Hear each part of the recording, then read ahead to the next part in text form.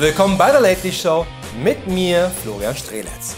Immer noch aus meinem Wohnzimmer, das auch weiterhin im Keller der 4 Übertragungsnetzbetreiber steht, die die EEG-Umlage jedes Jahr auf ein neues festlegen. Weswegen mir gegenüber eine Dartscheibe hängt, die nur mit Zahlen zwischen 7 Cent und 100 Euro beschriftet ist. Und gerade die Kerben bei 100 Euro könnten ein Hinweis sein, wo es dann 2023 mit der EEG-Umlage hingeht. Aber kommen wir jetzt zu unserem Thema heute Abend und schauen einmal auf die EEG-Umlage, also die Erneuerbare Energiengesetz-Umlage. Ziel der EEG-Umlage war und ist es immer noch, dass klimafreundlich erzeugter Strom, zum Beispiel aus Windkraft, finanziell gefördert wird, um dadurch vor allem die Energiewende voranzutreiben. Bezahlt wird die EEG-Umlage von Unternehmen und uns Konsumenten, da die EEG-Umlage auf den Strompreis addiert wird. Diese startete recht human 2000 mit 0,2 Cent pro verbrauchte Kilowattstunde. Aber gerade in den letzten Jahren zeigte der Fall bei der EEG-Umlage noch in eine Richtung. Strom könnte demnächst deutlich teurer werden. Heute wurde die neue Höhe der sogenannten Öko-Umlage bekannt, mit der Sonnen- und Windenergie gefördert werden sollen. Diese Umlage steigt von 3,6 auf knapp 5,3% pro Kilowattstunde. Eine Steigerung um fast 50%. Die Strompreise werden voraussichtlich auch im nächsten Jahr steigen. Grund ist die von den Netzbetreibern angekündigte Erhöhung der Ökostromumlage, die auf die Verbraucher umgelegt wird. Nur warum ist die EEG-Umlage so massiv gestiegen? Um das zu verstehen, müssen wir uns einmal die Geschichte hinter der EEG-Umlage anschauen. Also nicht nur auf die grammatikalische Vorgeschichte, da das Erneuerbare Energiengesetz und die Umlage zu die Erneuerbare Energiengesetz-Umlage wurde. Und vermutlich schon 1777 Heinrich von Kleist grammatikalisch in den Selbstmord getrieben hat. Der Ursprung der EEG-Umlage war 1991 das sogenannte Stromeinspeisungsgesetz, das damals als das erste Ökostromeinspeisegesetz der Welt galt. Sehr vereinfacht gesagt, weigerten sich bis dahin die großen Energiekonzerne, den von kleinen Unternehmen produzierten Ökostrom, wie zum Beispiel aus Wasserkraftanlagen, in ihr Stromnetz zu lassen, was das Stromeinspeisungsgesetz nun gesetzlich verlangte. Nur weil das Gesetz noch nicht richtig funktionierte, wurde es dann 2000 im Zuge der Liberalisierung des Strommarktes durch das Erneuerbare Energiengesetz ersetzt, in dem die Ausgleichsmechanismusverordnung verankert wurde.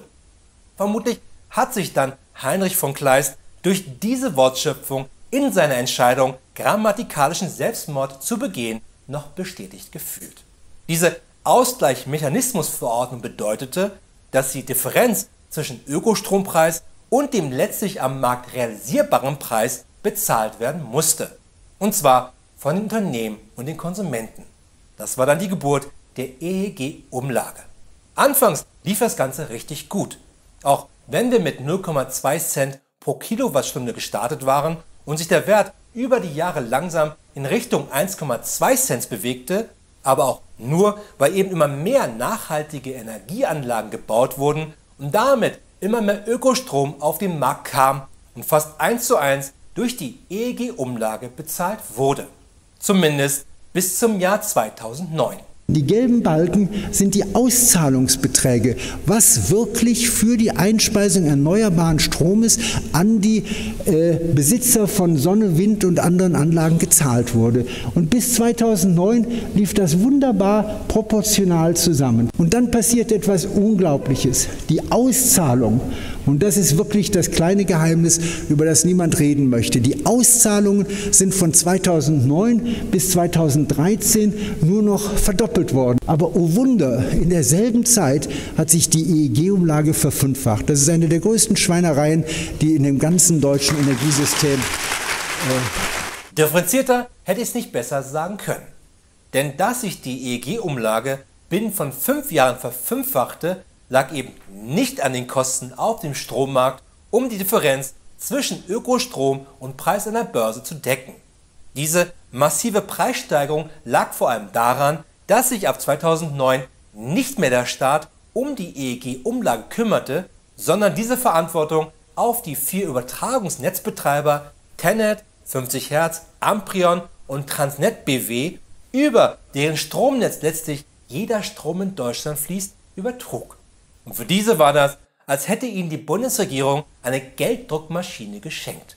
Denn obwohl immer mehr Ökostrom an den Markt kam, dadurch in der Herstellung sogar billiger wurde und es zudem immer günstiger wurde, Strom am Markt zu kaufen, explodierte die EEG-Umlage. Stärker als jedes Bankkonto eines CDUlers während der Corona-Krise. Und wenn man sich alleine anschaut, dass bei der EEG-Umlage von 2014, als die bei 6,24 Cent pro Kilowattstunde lag, nur 2,61 Cent davon nötig waren, um die wirklichen Kosten der Differenz am Strommarkt des Ökostroms zu decken, dann fragt man sich zu Recht, wo sind die verfickten anderen 4 Cent geblieben? Zu Recht, liebe Tenet, 50 Hertz, Amprion und Transnet BW, wo ist unser verficktes Geld seit Jahren hingewandert? Ach so, ich vergaß, in eure Taschen. Gut finde ich auch persönlich, dass es 2014 alleine 1,25 Cent in der EEG-Umlage waren, die als Ausgleich für Industrierabatte vorgesehen waren.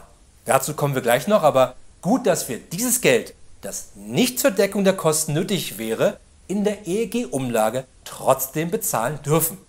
Als ob eine Bank einen die Raten für einen Kredit aufbrummt, den man nie genommen hat, aber hätte nehmen können. Marktwirtschaft halt. Dieser Industrierabatt bedeutete, dass gerade energieintensive Unternehmen selbstverständlich von der EEG-Umlage ausgenommen wurden. Warum nochmal?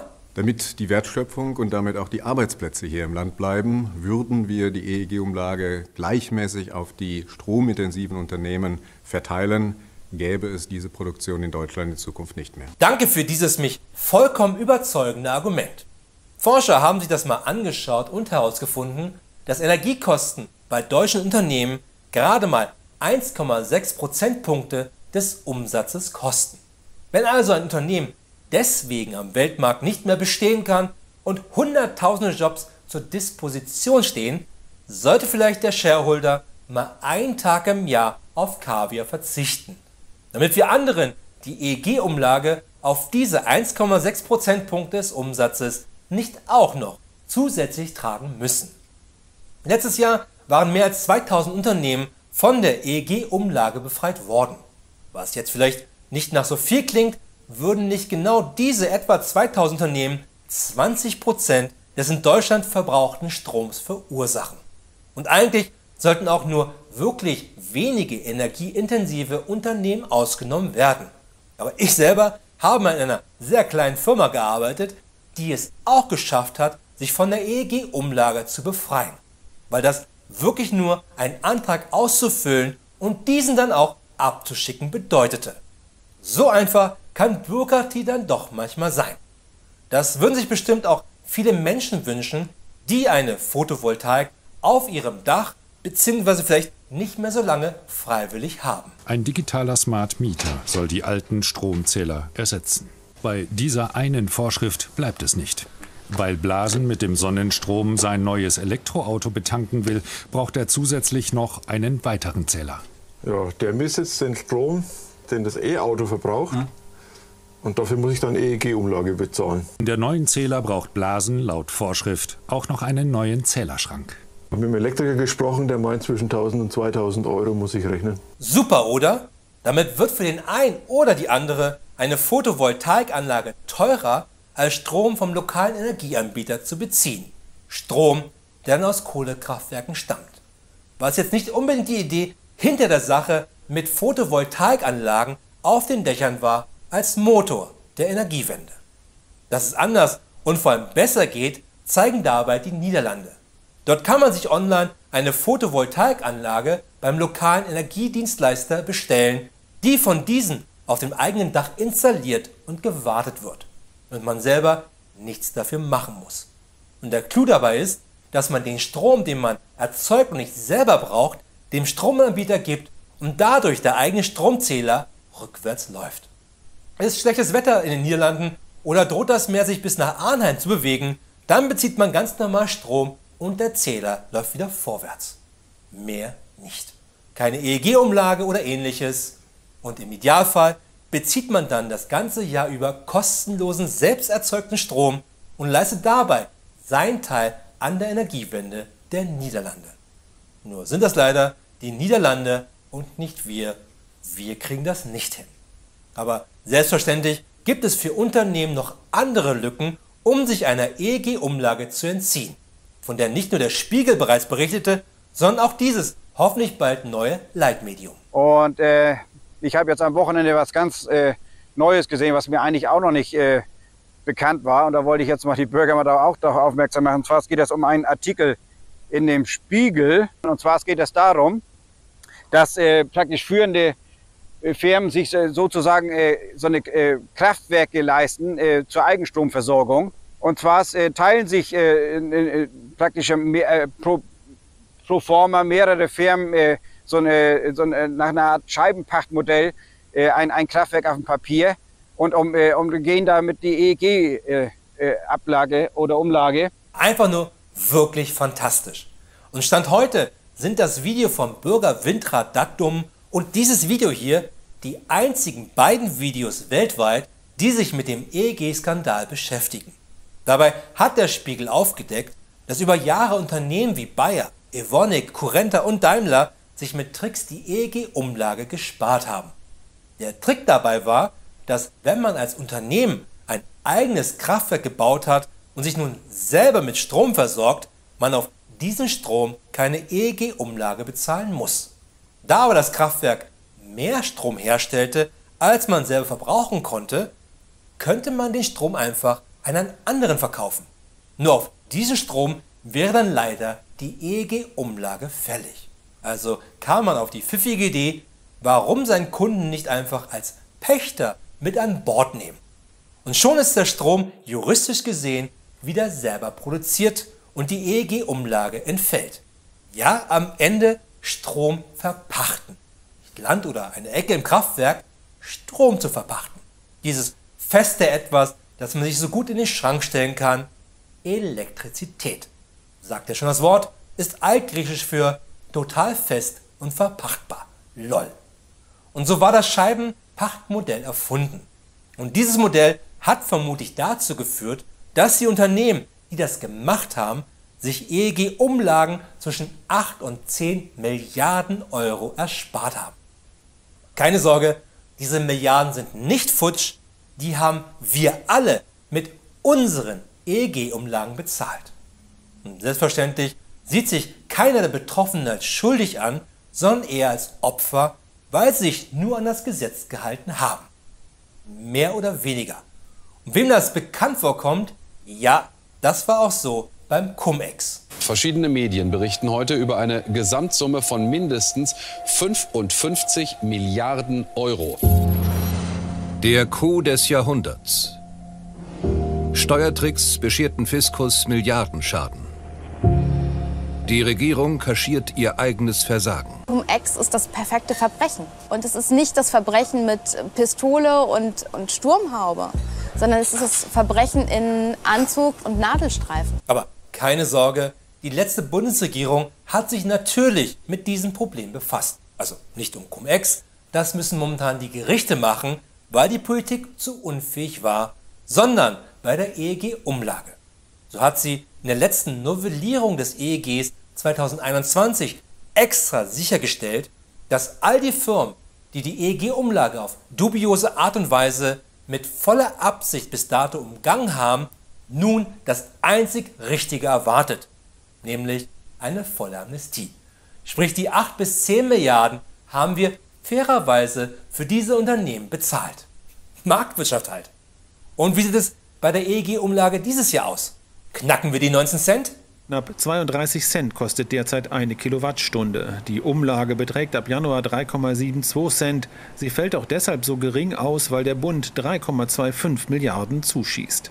Es ist eine gute Nachricht für Verbraucherinnen und Verbraucher, für die Wirtschaft, für den Mittelstand.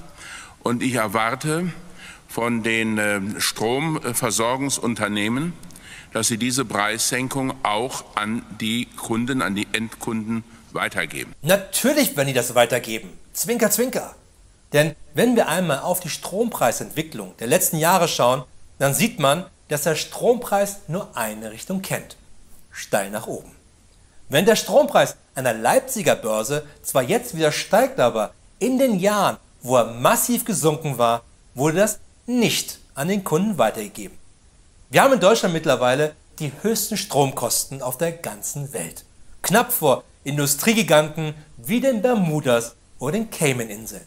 Wo klar ist, dass Strom teuer sein muss, weil niemand am Strand gern neben einem Atomkraftwerk liegen möchte. Dabei ist die Idee der EEG-Umlage gar keine falsche Idee gewesen. Gerade um einen Anreiz zu schaffen, Ökostrom herzustellen, in Zeiten, wo Atom- und Kohlestrom dagegen spottbillig waren. Aber Nutznießer der EEG-Umlage sind seit Jahren schon nicht mehr die erneuerbaren Energien, sondern die EEG-Umlage dient seit Jahren der alten Energie und deren Betreiber als Cash-Cow. Anstatt mit der Liberalisierung des Strommarktes das Monopol der Energiedienstleister zu brechen, haben diese keine 20 Jahre gebraucht, um sich den Markt wieder unter den Nagel zu reißen. Und das sogar dieses Mal noch gesponsert von uns. Das war's wieder von der Show für heute, aber keine Sorge, wir sehen uns wieder in einer Woche, dann mit einer neuen Ausgabe der Lately News. Bis dahin eine gute Nacht und viel Glück da draußen.